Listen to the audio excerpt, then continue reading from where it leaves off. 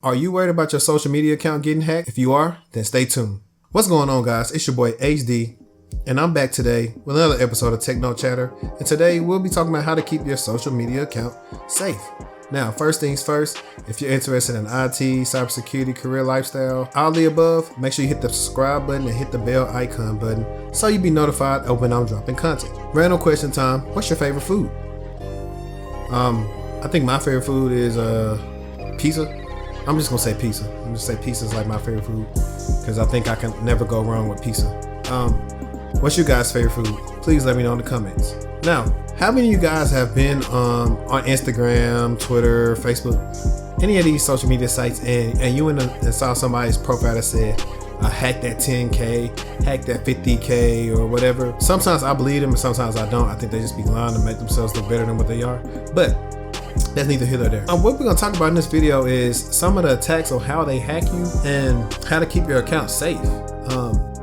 A lot of times people aren't that conscientious of what's going on in their DMs and their social media, and they're getting caught.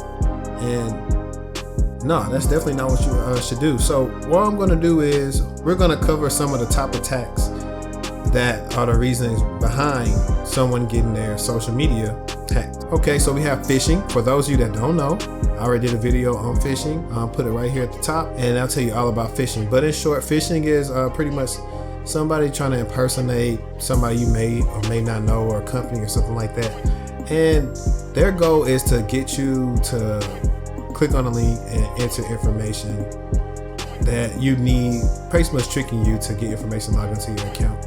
That's pretty much what that is. To mitigate phishing, you would need to, if you don't recognize the person, delete the message. Do not click on the link. And those are pretty much the two things.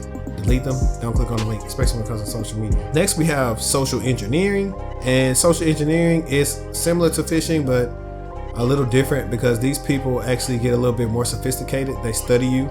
They study you're their prey. And they do a lot of things to hit on things they might have seen you talk about or whatever. And they get you to open up and they prey off your ignorance. And they get information out of you. So that's pretty much what social engineering is.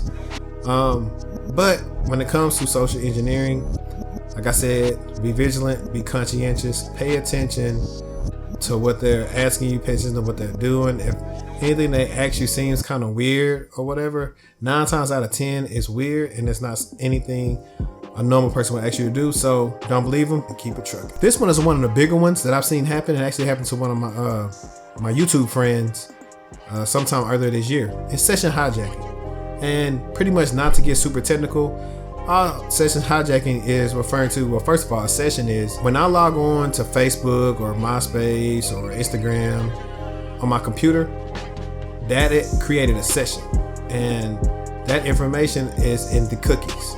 So the session hijacker people will do is do all the things that we mentioned above, but they'll send you a link to where they can steal your session. And if they steal your session, then they jump past actually needing to do MFA and everything else to log on because they're in your session and they can do a lot of damage.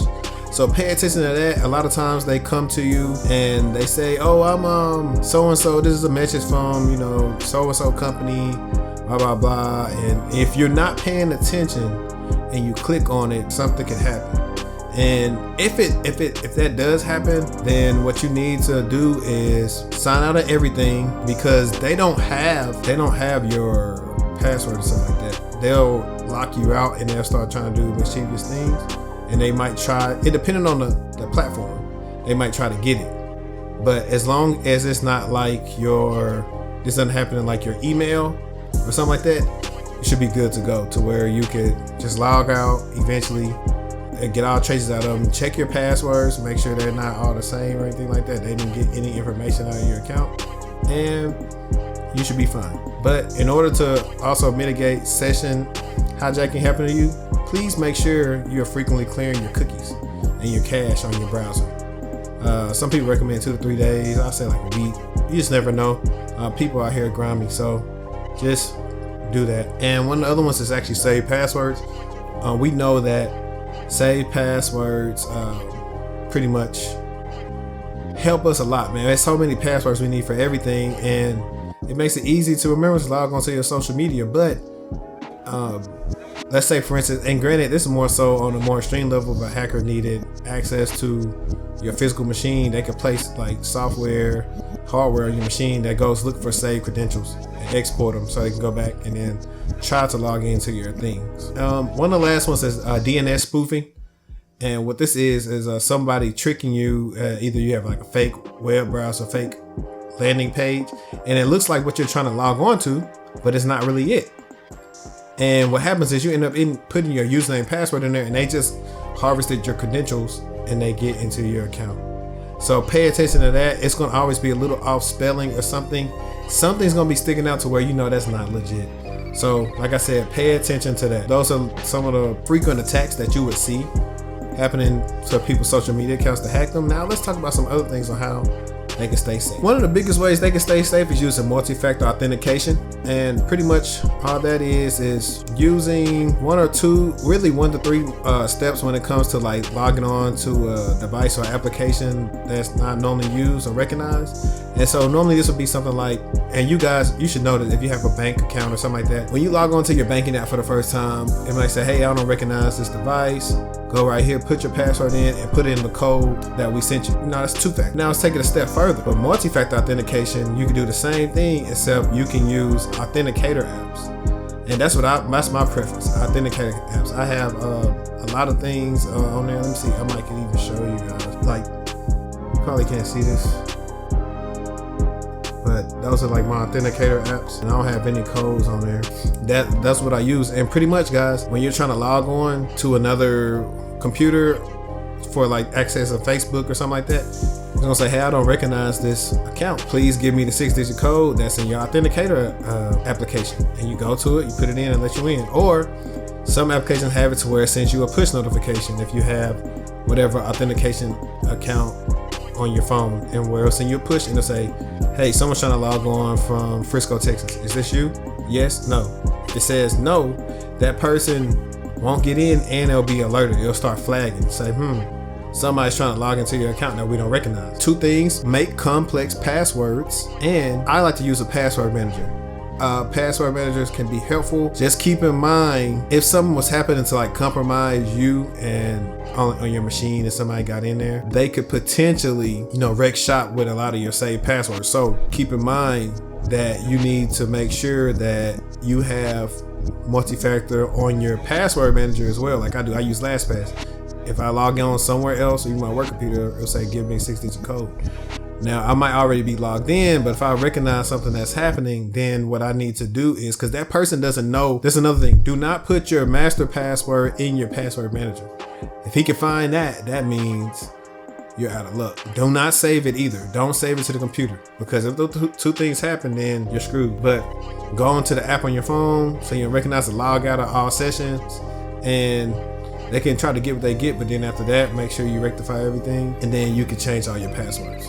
So complex passwords, password managers, do not share passwords. That's a big one. Don't share passwords. Don't tell people your passwords.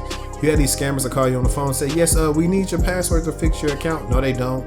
They're trying to scam you and get your password, get into your account, and then they're probably gonna try to hold it ransom and get some money from you. Never give anybody your password. If you notice, if you call Verizon, AT&T, T-Mobile, any of those guys like your cell phone company, they never ask for your password. They'll never ask for your password. Nobody ever will. Don't do that. A couple other things is, don't make the passwords be related to like your baby or stuff like that. I think about it. You got a little girl and okay, it's the year 2020, blah, blah, blah. Some people do that, so you have an easier chance of possibly cracking that password. So don't do anything like that. If you're gonna make a password, make it a phrase. All them little rap songs you like about the City Girls and Meg and Cardi, something like that. Make it one of them phrases and spruce it up with numbers and special characters, and I think you'll be okay. Hey guys, this has been my video on how to keep your social media account safe. If you think I provided value, go ahead and make sure you hit the like button and go ahead and share it. If you feel like I left some stuff out, please let me know in the comment section. I will definitely respond to everyone individually. It's hard to really list everything that you want to list without boring people, and that's why I'm not trying to bore people. So hey, if you made this far, I appreciate you. Thank you for helping grow Techno Chatter, and check out TechTual Consulting. I'm out.